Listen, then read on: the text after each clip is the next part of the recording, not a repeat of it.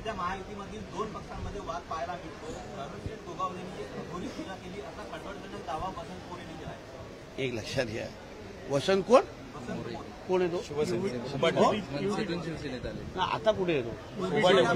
लक्षात घ्या, अघोरी पूजा काय असते हे कोणाला दुसऱ्याला विचारू नका. मातोश्रीच्या 3ऱ्या माळ्यावर विचारा.